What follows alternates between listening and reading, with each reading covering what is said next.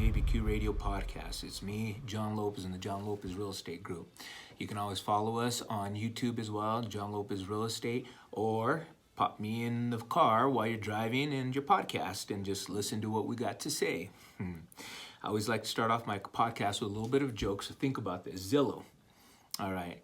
And this is probably more specific to New Mexico being a non-full disclosure state, but Zillow values are about as useful as the G in lasagna.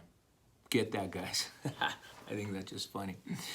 So, Zillow values are about as useful as the G in lasagna. Great. Anyway, so the two things that I want to talk about today is I want to talk about rental income for retirement, but I want to talk about mindset and the numbers. So, when you're looking at rental properties as a retirement, look at it in the positive mindset of it as a job. It's not a hassle. It's not a pain in the ass, excuse my language. It's not one of those things, because a lot of times people look at rental properties as being a pain in the butt. They don't want to deal with it. It's a hassle, blah, blah, blah, blah. And that's not what we're after. What we're after here is looking at it as a job, because your return on investment is going to be phenomenal. The return on investment on a rental property, if we buy it strategic and we buy it right and we buy it to the actual dynamic of the area that you're living in, that is where you're going to get that return on investment. Here in Albuquerque, the perfect place is the Northwest Heights. In the Northwest Heights, right now, today, you can buy a $150,000 house, 3-bedroom, 2-bath, put 20% down, which is going to run $30,000. So that's finance 120 at 4% or 4.25%, 4.5% interest rates, plus tax and insurance. You're going to have roughly about an $800 a month payment, plus or minus, depending on the interest rates. If you have an $800 a month payment and you have $1,200 a month income, rental income, you subtract the two, that's $400 of positive income every month. Now let's play with those numbers. 400 times 12, that's roughly $5,000 a month of positive cash that you get from an investment of $30,000. That's 18% return on your investment of dividends. Okay, that's the first one. Secondly, you're going to get a natural equity growth of 5 to 7% just because we're post-recession and we're recovering right now. So throughout the last 30 years, even with the recession coming in, our average growth factor has been about 6 to 7% here in Albuquerque, and you can go to the FIFCA numbers to actually double check that. But depending on different areas, you can always count on about 5 to 7% return of equity growth. Plus, third, you borrowed $120,000 that renter is going to pay off. So that's free money that you're coming into. So your three ways of making money when you use a rental property as an investment tool. 30 years from now, if you didn't make one extra payment, you could literally live off those dividends, making money, and every year the rents could possibly be going higher. But somebody else is paying off the debt, and when it's all said and done, 30 years from now, based on that growth factor of 5%, you're actually going to have an asset that you paid $150 for. It's going to be worth probably around $260. So multiply that times, give yourself a goal, 10 rental properties.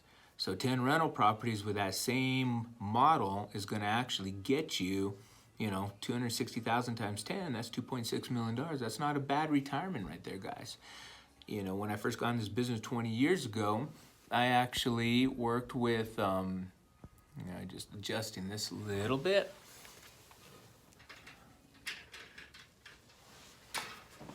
Much better. The sun was getting in my eyes. So when I worked on this 20, 30 years ago, all the financial advisors wanted me to start putting money into a 401k, and they said, you put in $1,000 a month, that's $12,000 a year, anywhere from 5 to 15% return, just depending how good and bad it gets. After 30 years, you'll have $750,000 that you can pull out. Of course, you got to get taxed on that, and that way you can make some money. And that's a great investment, maybe even higher. But I just couldn't understand writing a check every month for $1,000 a month, being in real estate where I can actually get money every month. And that example of collecting the $400 a month, if you actually put that straight back into your property, maybe put a little side account for just fix up or layovers in case you don't have somebody for a month or so. But other than that, put that extra $400 in, you'll pay off that 30-year note probably somewhere around 16, 17 years, because you're going to be almost doubling your payment. So utilizing rental income as a retirement I think is so strategic, and you got to take advantage of today's market.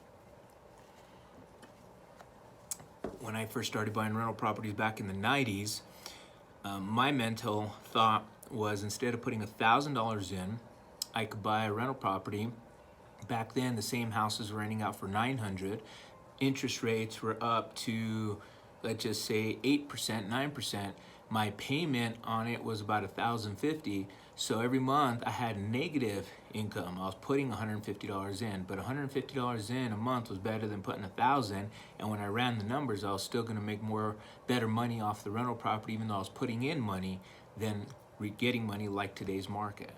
So keep that in mind. It's never too late. You could be 30, you could be 40, you could be 50, it doesn't matter. But with rental income, because of the unique dynamic of what we just went through post-recession, we have a great opportunity to, even if you buy 1 or 2 houses, that can really supplement your retirement in the next 10, 15 years, especially with the low interest rates right now. Put the 20% down, utilize the dividends and reinvest it in every single month, get those rentals paid off, bam, you're gonna be set. So hopefully you enjoyed this quick little 6-minute Love You ABQ radio podcast featuring rental income for retirement. And don't forget, please don't forget the mindset. It is a job. It's not a hassle. It's not a pain in the butt. It is a job. So look at it as a job, do it as a job, and you'll be just fine. Stay tuned for the next Love You ABQ radio podcast next Monday with me, John Lopez, Albuquerque, New Mexico, hashtag Love You ABQ. If you want any Love You ABQ gear, go to loveyouabqgear.com. Love you guys.